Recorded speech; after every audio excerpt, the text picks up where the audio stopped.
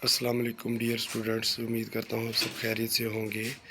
आज जो हम टॉपिक डिस्कस करने जा रहे हैं वो है सीनियर क्लासेस के लिए एफए बीए के लिए बहुत इंपॉर्टेंट टॉपिक फ्रेजल वर्ब। बहुत सारे बच्चे परेशान हो जाते हैं कि फ्रेजल वर्ब क्या है, इनका इस्तेमाल कैसे करना है। तो ये वीडियो पूरी देखें, ये उनके लिए बहुत ज़्यादा हेल्पफुल साबित होगी। तो इंशाल्लाह आपका कंसेप्ट जो है वो क्लियर हो जाएगा। फ्रेजल वर्ब क्या है, व्हाट इज़ फ्रेज़। सबसे पहले तो फ्रेज़ जानते हैं। व्हाट इज़ फ्रेज़, फ्रेज़ क्या है। Phrase means group of words consist of a verb. Phrase जो है ये अल्फाज का ग्रुप है, मजमूआ है, अल्फाज का ग्रुप है जो कि एक वर्ब पर मुश्तमिल होता है, उसको फ्रेज़ कहते हैं। Now we define phrasal verb. Definition जी फ्रेजल वर्ब की। Phrasal verb is a verb plus a preposition or adverb which creates a meaning different from original verb. phrasal verb वो वर्ब है जिसके साथ कोई वर्ब के साथ अगर कोई preposition लगा दी जाए, of, at, on, by, preposition या adverb लगा दिए जाए और एक नया मीनिंग बन जाए जो कि असल मीनिंग से हट के हो। ये तो थी इसकी डेफिनेशन। इसको फिर एक दफ़ा देखते हैं। फ्रेजल वर्ब तब बनता है जब वर्ब के साथ एडवर्ब या प्रेपोजिशन लग जाए और असल वर्ब के मायने की बजाय कोई नया वर्ब बन जाए, इसको फ्रेजल वर्ब कहते हैं। आइए इसको एक एग्जांपल से समझते हैं। For example call. कॉल का मतलब होता है बुलाना, लेकिन अगर हम कॉल के साथ ऑफ लगा दें, कॉल ऑफ कर दें, तो इसका मतलब होता है रद्द कर देना। तो इसका मतलब हो जाएगा रद्द कर देना, यानी कि कैंसिल कर देना। कॉल का मतलब है बुलाना, लेकिन कॉल के साथ अगर ऑफ प्रेपोजिशन लग गई तो कॉल का मतलब बदल जाएगा। इसका मतलब हो जाएगा रद्द कर देना, यानी कि कैंसिल कर देना। कैंसिल और कॉल ऑफ एक ही मायने देंगे। आइए इसको एक सेंटेंस के अंदर हम चेक करते हैं। Due to rain we cancelled the meeting. अब रेन की वजह से हमने मीटिंग कैंसिल कर दी। और अब हम इसको देखते हैं फ्रेजल वर्ब लगा के। Due to rain we called off the meeting. अब दोनों सेंसेस एक ही हैं। कैंसल्ड जो है उसका मायने जो है कॉल्ड ऑफ दे रहा है, तो कॉल के साथ ऑफ लगने से रद्द कर देना बन गया। रेन की वजह से, बारिश की वजह से हमने मीटिंग कॉल ऑफ कर दी, यानी कि कैंसिल कर दी। तो ये एग्जांपल उम्मीद करता हूँ आपको कंसेप्ट क्लियर कर देगी।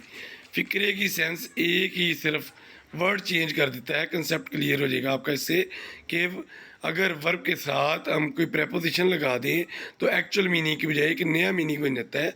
जैसे कॉल का मतलब था बुलाना, और कॉल ऑफ प्रेपोजिशन लगने से इसका मतलब हो गया कैंसिल कर देना, यानी कि रद्द कर देना। मज़ीद डिटेल हम पढ़ते हैं, इसकी टाइप्स पढ़ते हैं और इसका इस्तेमाल पढ़ते हैं, जुमलों में कैसे इस्तेमाल करना है। One question raise here. यहाँ एक सवाल उठता है, वाई शुड वी यूज़ या we learn phrasal verb. B mean phrasal, V mean verb. Question यहाँ पर ये है कि फ्रेजल वर्ब इस्तेमाल ही क्यों करते हैं जी। नंबर वन, एनरिच वोकेबलरी, अपनी वोकेबलरी को इम्प्रूव करने के लिए। Number two, will not be stuck, इंसान एक जगह चिपका नहीं रहता, उसकी वोकेबलरी में इजाफा होता है, और यानी कि एक जगह अटका नहीं रहता। अगर एक वर्ड भूल जाए तो उसके अल्टरनेट हमें मीनिंग पता चलना चाहिए कि क्या इसका अल्टरनेट वर्ड हो सकता है। Number three, understand native. Native कहते हैं गोरों की ज़ुबान को समझने के लिए, अंग्रेज़ों की ज़ुबान समझने में मदद देते हैं, क्योंकि जो नेटिव्स हैं, गोरे हैं, मोस्टली अपनी लैंग्वेज में फ्रेजल वर्ब का इस्तेमाल करते हैं। इसलिए फ्रेजल वर्ब जो है समझना बहुत ज़रूरी होता है। तो फॉर एग्ज़ाम्पल हमें फ़ॉरेन कंट्री जाना पड़ जाता है, ठीक है, यूरोप और अदर कंट्रीज़, यूरोपियन कंट्रीज़ में, तो वहाँ पर वो अपनी लैंग्वेज में, सिंपल लैंग्वेज तो हमें आती है इंग्लिश में, लेकिन वो मोस्टली यूज़ करते हैं फ्रेजल वर्ब। तो इसलिए भी हमारा इसका जानना बहुत ज़रूरी है। Now we discuss the types of phrasal verbs. Here phrasal verbs are of three kinds. Number one, पहली वो किस्म है जिसमें वर्ब फॉलोड बाय एडवर्ब, जिसमें वर्ब जो है वो एडवर्ब उसको फॉलो करता है। जैसे गो अप एडवर्ब है, सेट डाउन एडवर्ब है जी। अब सेकंड जो टाइप है वो है आपके पास verb followed by preposition. Verb के पीछे प्रेपोजिशन लगी होती है। हाँ जी, asked for, fell into, these are preposition. Third category जो टाइप है इसकी फ्रेजल वर्ब की, verb followed by preposition plus adverb. इसमें प्रेपोजिशन और एडवर्ब दोनों लगे होते हैं। अब कम के साथ अप भी लगा with, come up with, face up to. These are the examples of verb followed by the preposition. Three kinds of preposition phrasal verbs are present here. इसमें हमें इनके मीनिंग लाजमी पता होने चाहिए। इसको मज़ीद अंडरस्टैंड करते हैं। लुक अप, लुक का मतलब होता है देखना, अप का मतलब होता है ऊपर। तो लुक अप का मतलब होता है ढूंढना, इतना देखना, ऊपर इतना देखना कि हमें बहुत ज़्यादा किसी चीज़ को सर्च आउट करना, ढूंढना। तो लुक अप का मतलब यहाँ बनेगा ढूंढना जी। अब look out, look out, look होता देखना, आउट होता बाहर जी। अब लुक आउट का मतलब है किसी चीज़ को, बाहर वाली चीज़ को गौर से देखते हैं। इसका मतलब यहाँ पे लुक आउट का मतलब है ध्यान से देखना, यानी कि बहुत क्लियरली देखना।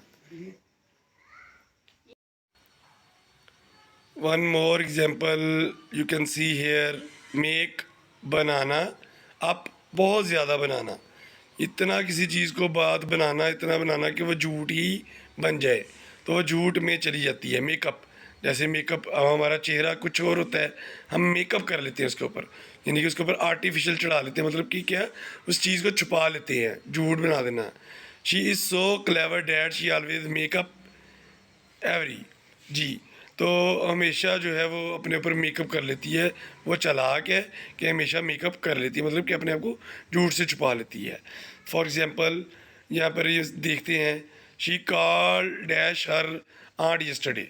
अब यस्टरडे को मिली, कॉल ऑन मिलने जाना, कॉल एट थोड़ी देर रुकना जी। Call on her aunt yesterday, कल वो मिलने गई, कॉल ऑन लगेगा, थोड़ी देर रुकना यहाँ पर नहीं लगेगा, कल अपनी आंटी से मिलने गई जी। The bus dash the stop, यहाँ पर कॉल्ड एट लगेगा कि कॉल इन लगेगा। कॉल इन का मतलब होता है मदद के लिए बुलाना, और कॉल्ड एट थोड़ी देर रुकना। The bus called at the bus, यानी कि आपको आपका वर्ड कंसेप्ट देगा कि उसका मीनिंग क्या आ रहा है और हम सेंटेंस में उसका इस्तेमाल कैसे करेंगे। Please dash the police at once, फ़ौरन पुलिस को बुलाओ। यहाँ पर कॉल एट होता है थोड़ी देर के लिए बुलाना, कॉल इन का मतलब होता है मदद के लिए बुलाना। Please call in the police at once, call in का वर्ड यूज़ लगेगा। शी डैश हर बस बेसिक राइट्स जी। यहाँ पर कॉल इन मदद के लिए बुलाना, कॉल फॉर मुतालबा करना। She calls for her basic rights, वो अपने बुनियादी हकूक़ का मुतालबा करती है। तो मतलब क्या, अब ये सारे कॉल के ही वर्ड्स थे ऑप्शन में, साथ उनकी जो है प्रेपोजिशन लगी हुई थी, और एक प्रेपोजिशन के बदलने से मतलब कुछ का कुछ हो जाता है। Here we can see some more examples जी। एक्ट, एक्ट का मतलब होता है अमल करना, फॉर लग गया जी, act for. Do something in favour, किसी के हक में कोई काम करना। My friend is acting for the company. Break down, break का मतलब होता है तोड़ना, ब्रेक डाउन क्रश, किसी चीज़ को बहुत ज़्यादा तोड़ देना, क्रश कर देना। The building is broken down for using poor materials जी। मीनिंग की सेंस देखें, call for demand, call in बुलाना होता है मदद के लिए, call for demand. He calls for help, वो मदद का मुतालबा करता है। फॉल इन विद जी, ये verb followed by preposition and adverb. Third kind है जी, फॉल इन विद, प्रेपोजिशन भी है और विद जो आपके पास एडवर्ब भी है। तो एग्री, इसका मतलब fall in with agree, we have to fall in with the decision, हम फैसले से एग्री हैं। गेट डाउन, डिसेंड, किसी चीज़ का नीचे जाना।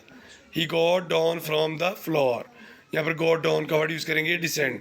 He got down from the floor, वो नीचे तक गया बिल्डिंग में। Hang on, depend, I hang on my parents. Look forward to, expect eagerly, किसी चीज़ को दिलचस्पी से कबूल करना है, एक्सपेक्ट स्वाई जी। He is looking forward to a job, look forward to. तो these are main phrasal verb. You can see the meaning of the word and then put the blank in the required sentence.